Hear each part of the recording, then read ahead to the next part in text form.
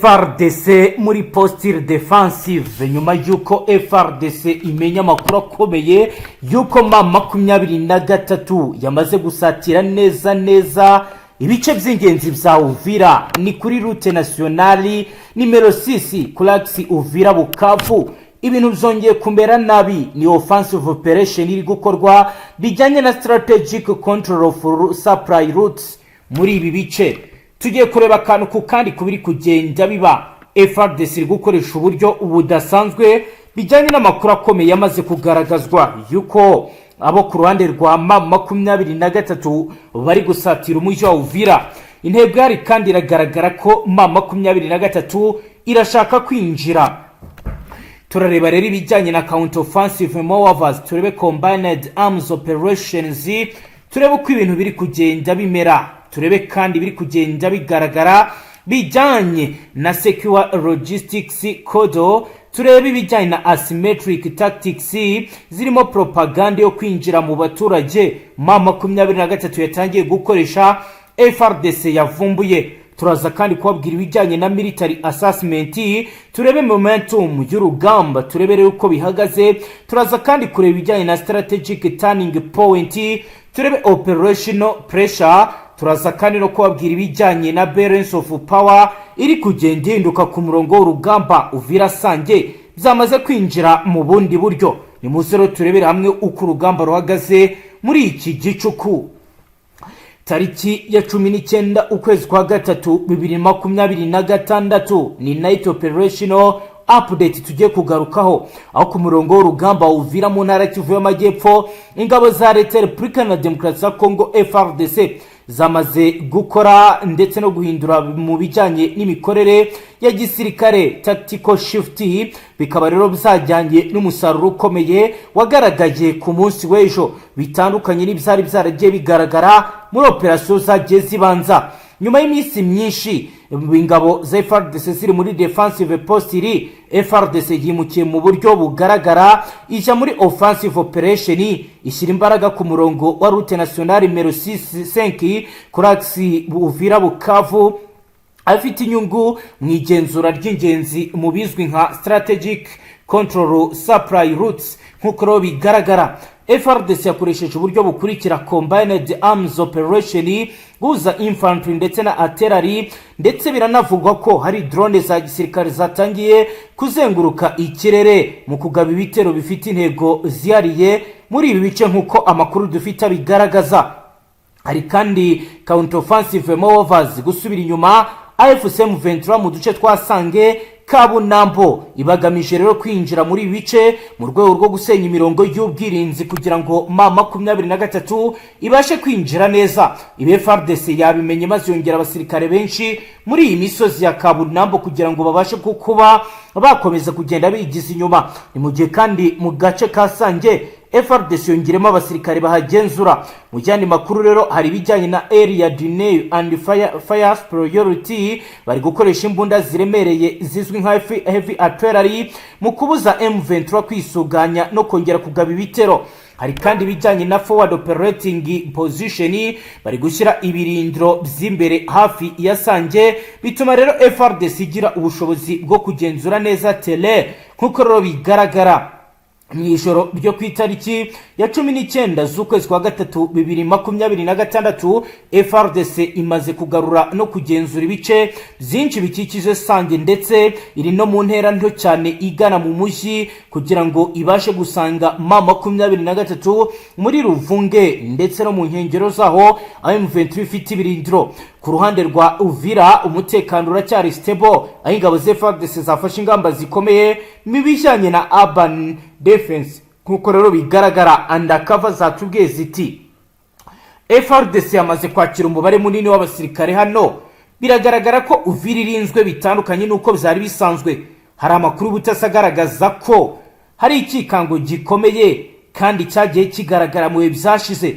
Iyo mpamvu hafashwe ingamba zikomeye zo kurinda umutekano ku muhanda route nationale numero 5 uri mu maboko ya Fardc, ndetse kuri ubu urujya n'uruza rwamaze gukumirwa kuko Fardc yabonye amakuru y'ubutasi ko M23 ishaka gucengera muri ibi bice ikaba yabyigarurira. ni bijyanye rero no gucunga umutekano mu buryo budasanzwe ku muhanda uva Uvira werekeza Bukavu, kuko bizagaragaye ko hari abashobora kuva Bukavu agenzurwa na M23 bagakora infiltration muri Uvira. Niyo mpamvu hanga umutekano wakajijwe.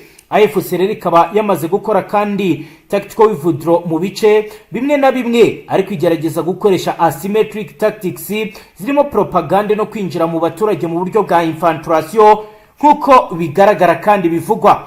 Fardc gukoresha neza momentum y'urugamba ikaba rero ishobora gukomeza igana mu Majyaruguru agamije mu rwego rwo kugira ngo basenye burundu ibirindiro bya M23 bagafata Sange bagasubiza aka gace mu buryo bwa strategic turning point, kuko ari agace k'ingenzi mu kugenzura ikibaya cya Rusizi. M23 iri muri operation idasanzwe bitewe nuko kuri ubu hari ibiri kugenda bigaragara bijyanye n'ikoranabuhanga ryazanwe Rules of Leadership Materials, nk'uko rero bigaragara ni ibiri kugenda bivugwa. Urugamba ruri kugana mu cyerekezo gishya, aho Fardc igaragaza ubushobozi bwo guhindura strategic ikava mu kwirwanaho ikajya mu gutera ibizwi nka offensive doctrine.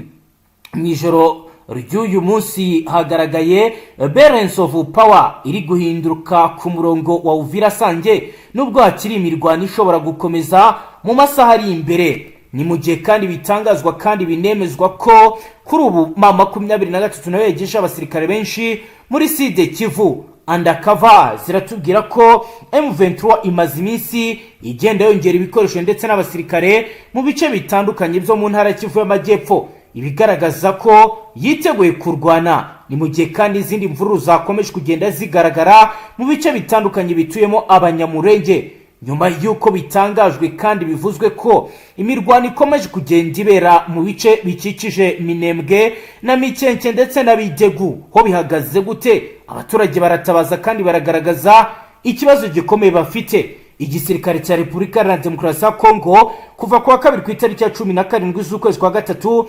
2026 cyakajije ibitero ku nyeshyamba zatwirwaneho mu misozi miremire ya Minembwe muri teritwari ya Fizi, aha ni mu ntara ya Kivu y'Amajyepfo. Ibitero byakoreshwagamo drone byibasiye imidugudu ya Mikenke ndetse na Bidegu.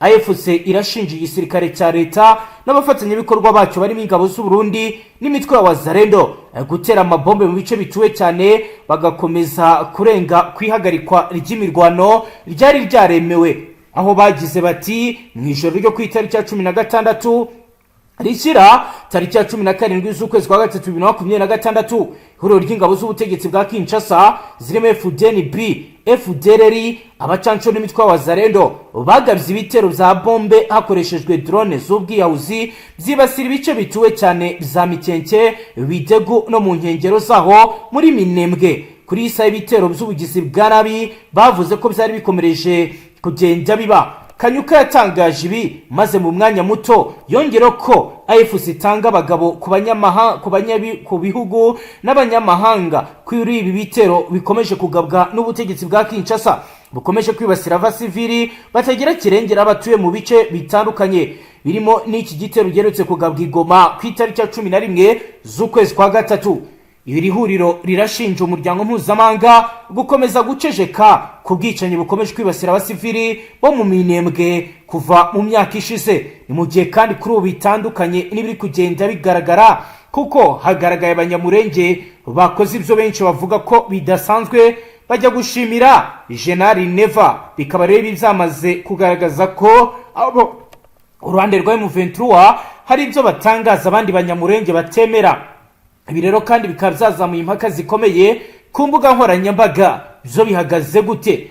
Perezida Evariste Ndayishimiye w'u Burundi hari kuwa kabiri ku itariki ya 17 z'ukwezi kwa gatatu nibwo yakiri itsinda ry'abanyamurenge bavuga ko bagiye kumushimira kubera uruhare rwa leta ye mu rwego rwo kurengera ubuzima bw'abari mu kaga bw'abanyamurenge bari mu ntambara, ndetse bikaba ari ibintu bamwe batavugaho rumwe. Iryo tsinda ryitwa Abanyamurenge Global Advocacy ryashimiye Ndayishimiye ku muhate w'amahoro muri Repubulika ya Demokarasi ya Kongo no kubafasha mu kwita ku banyekongo barimo abanyamurenge bahungiye mu Burundi nk'uko perezidansi y'u Burundi yabitangaje. Uwitwa Charles Nteze ukuriye iryo tsinda aravuga ko riba muri Amerika yatangaje ko u Burundi bwateye intambwe ikomeye mu ntambara muri Kongo zatewe n'igihugu cy'u Rwanda, kandi ko gikora icyitwaza izina ryacu ry'abanyamurenge ndetse n'izina ry'abatutsi mu karere. Ni ibyatangajwe na Charles Nteze. Leta y'u Rwanda rero ni kenshi hakana uruhare ishinjwa mu ntambara muri Repubulika ya Demokarasi ya Kongo, ikavuga ko yafashe ingamba zo kwirinda. Ririya tsinda ryagiye gushimira Ndayishimiye mu gihe rero amahuriro atandukanye y'abanyamurenge cyane cyane ababa mu mahanga atavuga rumwe n'uruhare rw'ingabo z'u Burundi mu ntambara muri Kongo. Abenshi mu banyamurenge bari mu karere ka Minembwe muri Kivu y'Amajyepfo bakunze gushinja ingabo z'u Burundi kubakorera ubwicanyi no gufunga amayira atuma bagera mu mujyi wa Uvira, bakaba rero babura ibikenerwa by'ibanze nk'uko bagiye babigaragaza. Kuba ishinjwa n'ingabo z'u Burundi muri Kongo, Charles Nteze yavuze ati nta bwicanyi bukorwa na leta y'u Burundi, ahubwo ni neza, aho abayoboye ubwoko bwacu n'uyu munsi bariho barahimuka. Amahoro buyakesha leta y'u Burundi hamwe na leta ya Kongo. Andi mashyirahamwe y'abanyamurenge baba mu mahanga mu gihe gishize yari yasohoye amatangazo yamagana ubwicanyi bukorerwa abene wabo Iminembwe, bavuga ko bubukora mu babukora harimo n'ingabo z'u Burundi. Kuva mu myaka igera kuri 2 ishize, u Burundi bwohereje ingabo muri Kongo ku bwumvikane bwa Kinshasa na Gitega. Kuva mu mpera z'umwaka ushize, impande zombi zakunze kugaba ibitero bya za drone n'iby'indege zitagira n'iz'indege z'intambara, bikaba rero byaragiye bihungabanya ubuzima bukomeye muri ibi bice nk'uko M23 bitangaza. Ariko abanyamurenge bo bavuze ko ibivugwa byose ari ibihuha. Roko infoma zacu ziratubwira ko ubwo rero dutegereje ko ibyo bapanze nda bizabahira cyangwa bizaba ikibazo kuri bo, kuko buriya akenshi na kenshi ibyo umuntu apanze ntabwo ariko bimugendekera. Ariko urabona yuko ibi kukwesiteya kugenda akugera ku bikorwa bigiye bitandukanye ndetse bigenda binagaragaza yuko babishyizemo imbaraga bitakoroheye ihuriro rya ACTU. Ku zindi akisi muri ako gace ho bihagaze gute?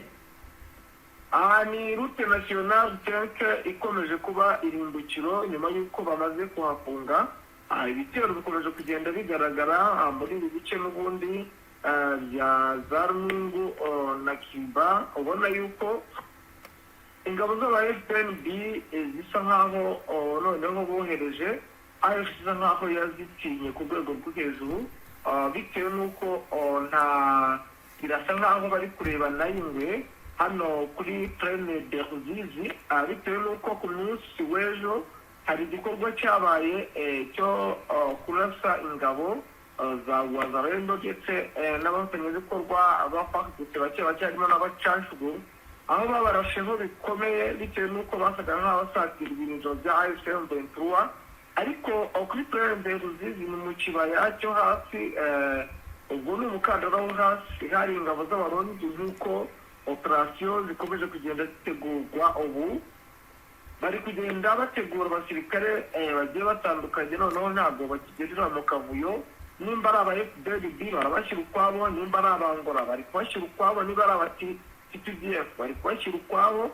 Bigaragaza impinduka zabaye muri ino Kivu mu nama yabaye ku munsi w'ejo mu masaha y'igitondo, yigaga ku buryo bagiye kujya bagaba ibitero ndetse ama-ACTU akajya agira bamwe mu basirikare bagiye batandukanye kugira ngo bagaye ibitero hatazamo ikintu cy'urwikekwe, noneho kugira ngo baze kugira uwo babibaza. Kuko urumva nimba ari ingabo za Angola zabaga zifite komanda wazo, FDM zifite komanda wazo, Fardc zifite komanda wazo, Wazarendo zifite komanda wazo, TTDF zifite komanda wazo, noneho bigasa nkaho niba akajagari bitewe n'uko urumva nta bari bazi ibi byageze gute, kuko hajyaga haza kwisubiranamo bakavuga ati FDMD basaze ko habayeho uburangare, ugasanga kwisubiranamo rero niko kwatumaga ngira ngo batagera ku ntsinzi ihamye.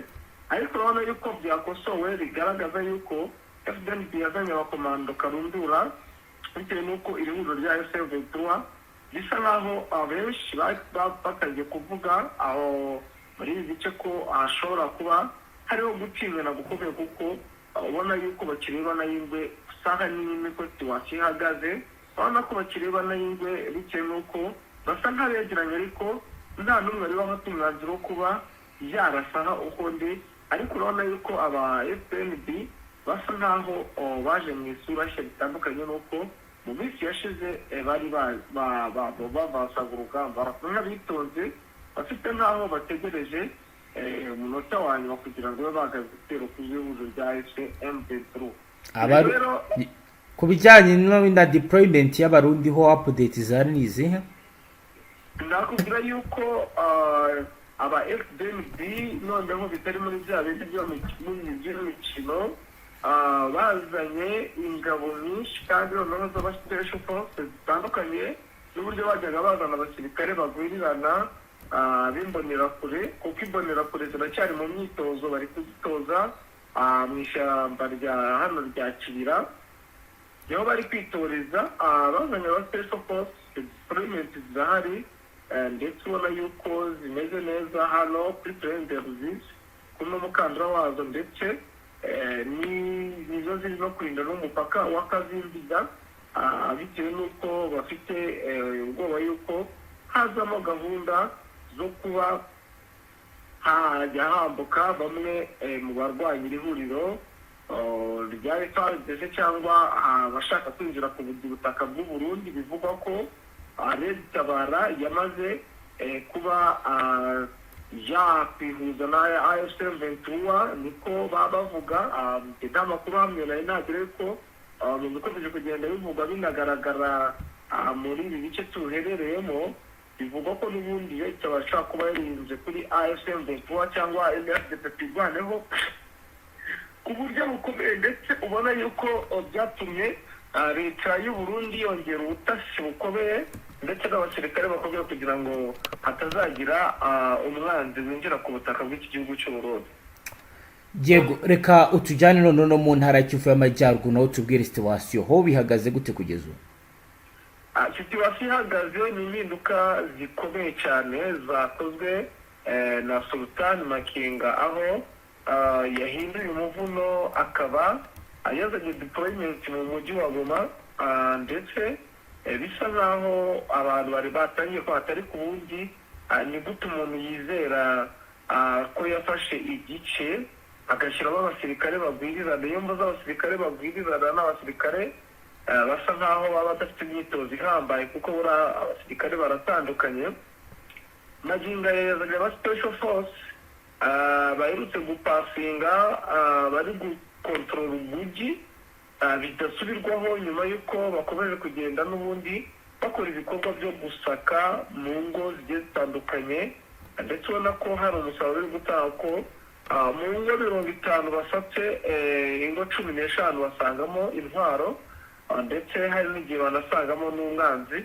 Bigaragaza ko uno mujyi wa Goma ndetse n'inkengero zawo, uretse no mu nkengero ni mu bice byose iri huriro rya AFC23 bafashe, basa nkaho bari kumwe n'umwanzi. Bikaba byatangajwe cyangwa byemejwe ko hano mu mujyi wa Goma cyane hari aba special force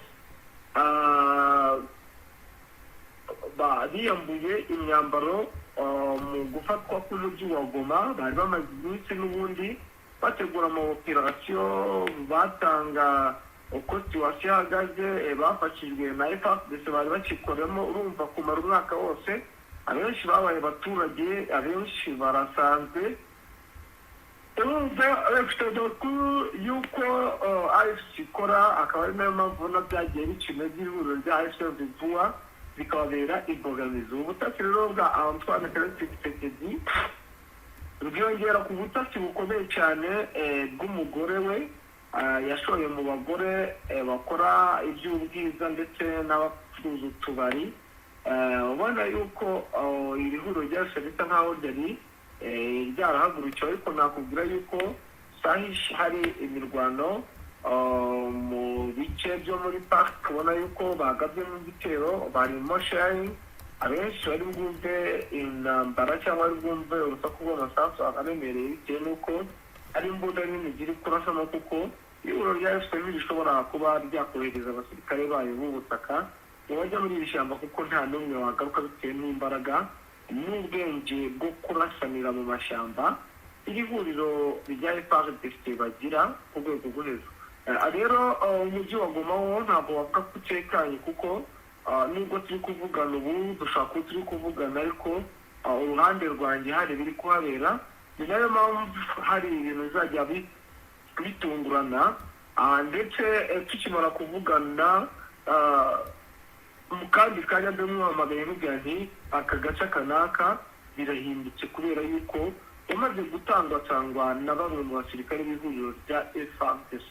Ibi ngabi urabizi neza yuko ariko bijya bibaho mu rwego rwa gisirikare, isaha ku isaha ubona yuko hari igihinduka, kandi kihita gihindukanye imbaraga. Nuko rero situwasiyo ihagaze, umutekano ni mukeya nubwo bongereye abasirikare, ariko urabona yuko hari urwikekwe rukomeye. Isaha ku isaha urumva ko hari ikintu cyahinduka, natwe niyo mpamvu tuhabaye kugira ngo tujye tumenya amakuru ku gihe kandi tujye tuyabahereza bidatinze bwana munyamakuru. Yego, ku bijyanye n'ibyo nakita ko ari urujya n'uruza, mu gihe wenda umutekano wa Goma navuga ko winjiye mu buryo butari bwiza, haba hari izindi ngamba zafashwe ku bijyanye n'urujya n'uruza? Urujya n'uruza wenda hakagira abantu babuzwa kugira aho binjira mu rwego rwo kugira ngo umwanzi atabinjirana, nka kuriya twabonye Fardc yafunze umuhanda Uvira Bukavu. Urujya n'uruza mu mujyi w'uyu ntabwo waruhagarika, kuko uyu ni umujyi, ndavuga mu nkengero z'umujyi. Mu nkengero z'umujyi ikiri gukorwa n'ubundi, hari benshi bari kugenda bafatwa bitewe n'uburyo wenda ku bintu by'ibyangombwa baba batazi bidasobanutse. Ni operasiyo imaze igihe, ubona yuko abenshi bamaze kugenda babarobanura, ariko nyine urujya n'uruza rwo mu masaha y'ijoro ubundi byajyaga bibaho, ugasanga urujya n'uruza rugeze mu ma saa 3 saa 4, ariko nakubwira ko mu masaha y'umugoroba rero saa 12 mu marembo y'umujyi nta muntu ugipfa kwinjiramo ko yiboneye, igaragaza yuko n'ubundi urwikekwe bafashe cyangwa babonye hari ikintu gifatika bisa nkaho cyabafashije ku rwego rwo hejuru, kandi ubona yuko bagigerageza gukubira bidasubirwa, ariko bisa nk'ibintu byabagoye bitewe n'uko izi karitsiye zegereye umujyi wa Goma ni abaturage, ni abantu bahatuye, abahoza rero ni abantu baba muri ibyo bice, bisa nkaho biba bigoranye. Niyo mpamvu muzajya mwumva amabombe cyangwa ibintu byahindutse bitewe n'uko bamwe mu batu ntabwo wakwirukana umuturage ubwazwi, ndetse harimo n'abayobozi b'abahoza rero kandi bayoboye n'urugero nk'amasheferi, ariko ugasanga bafite abana babo bibera muri bahoza rero, kandi urumva ko atamutanga kubera yuko leta y'Kinshasa mu bintu yashoye ikintu bita amafaranga. Urumva rero ni uburyo bari gukoresha, ndetse hakaba hari amakuru nakiriye yuko na leta niba twahita leta AFC nabo batangiye gushora amafaranga mu gufasha bamwe mu bayobozi ndetse n'abaturage kugira ngo bajye batangira amakuru ku gihe. Ubwo urumva rero hari icyo wenda biri butange cyangwa hari icyo biri bubyare bitewe n'uburyo ki ibiro rya Fardc rifite gahunda yo gufata umujyi wa Goma n'umujyi wa Bukavu ku ikubitiro. Izi ni plani zabo, kandi isaha ku isaha hari igihe mwakumva ibintu byahindutse cyane. Mutama, reka tugushimire cyane, dusoreze ngaha. Yego, namwe reka tubashimire. Namwe banywanyi mudateba kubana natwe ngaha kuri imbonesha kuri imwe rudende bashyikiriza amakuru atosoye abarabana n'umutekano, politike, ububanyi n'amakungu ndetse n'ubuzima bwa munsi bw'abanyagihugu. Reka tubashimire wowe dukurikiye bwa mbere, ushyonde sabone ntuzongere guca ukundi n'amakuru ndetse n'ibindi biganiro tubashyikiriza ngaha. Hasta la vista.